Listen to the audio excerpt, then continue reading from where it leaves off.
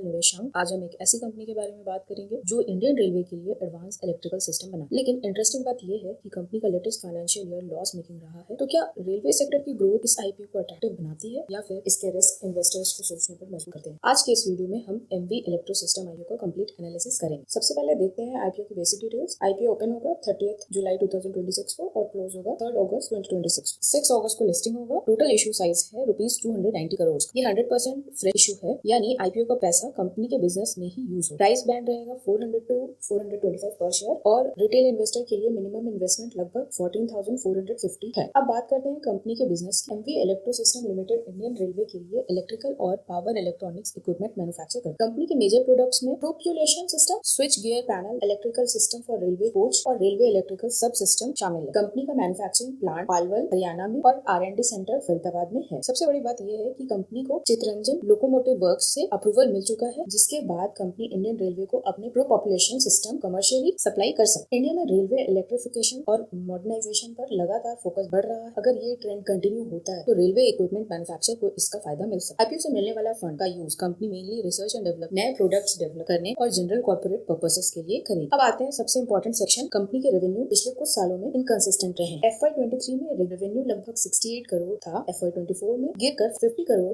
के आसपास आ गया। FY25 में रिकवरी हुई, लेकिन FY26 में रेवेन्यू फिर से डिक्लाइन हुआ। सबसे बड़ा कंसर्न ये है कि FY26 में कंपनी ने 12.63 करोड़ का नेट लॉस रिपोर्ट किया। यही इस आईपीओ का सबसे इंपॉर्टेंट रिस्क है। अब देखते हैं कंपनी की स्ट्रेंथ। कंपनी रेलवे इलेक्ट्रिफिकेशन और पावर इलेक्ट्रॉनिक्स जैसे नीचे सेगमेंट में काम करती है। Strong in house research and development capability है। एडवांस इंडिजिनस टेक्नोलॉजी है। इंडियन रेलवे के लिए अप्रूव सप्लायर बनना और फ्रेश इशू होने की वजह से आईपीओ का पैसा डायरेक्ट बिजनेस एक्सपेंशन में यूज हो। ये भी एक पॉजिटिव फैक्टर है। हर इन्वेस्टमेंट के साथ रिस्क भी आता है और इस आईपीओ में कुछ इंपॉर्टेंट रिस्क है। सबसे पहला, लेटेस्ट फाइनेंशियल ईयर में कंपनी लॉस मेकिंग रही है। दूसरा, रेवेन्यू ग्रोथ कंसिस्टेंट नहीं है। तीसरा, बिजनेस काफी हद तक रेलवे सेक्टर पर डिपेंड करती है। अगर रेलवे ऑर्डर स्लो होते हैं या प्रोजेक्ट डिले होता है तो कंपनी के फाइनेंशियल डायरेक्टली इंपैक्ट हो सकते हैं। और फाइनली, एक्सपेंशन प्लान को सक्सेसफुली एग्जीक्यूट करना भी मैनेजमेंट के लिए एक चैलेंज रहेगा। तो अगर आप लिस्टिंग गेन के लिए अप्लाई करते हैं तो पॉजिटिव जीएमपी, रेलवे सेक्टर्स की ग्रोथ और फ्रेश इशू सेक्टर इस आईपीओ को इंटरेस्टिंग बना सकते। लेकिन अगर आप लॉन्ग टर्म इन्वेस्टर हैं तो लेटेस्ट फाइनेंशियल लॉस और इनकंसिस्टेंट परफॉर्मेंस को देखते हुए थोड़ी कॉशियस अप्रोच रखना बेहतर हो सकता है। ओवरऑल एमवी इलेक्ट्रो सिस्टम एक प्रॉमिसिंग इंडस्ट्री में काम करती है और टेक्नोलॉजी भी स्ट्रॉन्ग नजर आती है, लेकिन कंपनी का latest financial performance concern create करता है। इसलिए इन्वेस्टमेंट डिसीजन लेने से पहले कंपनी की फाइनेंशियल्स, वैल्यूएशन और अपनी रिस्क टेकिंग कैपेसिटी को जरूर इवैल्यूएट करें। अगर आपको ये आईपीओ ब्रेकडाउन पसंद आया हो तो वीडियो को लाइक करें, शेयर करें और निवेशांक को सब्सक्राइब जरूर। मिलते हैं अगले वीडियो में, तब तक के लिए हैप्पी इन्वेस्टिंग।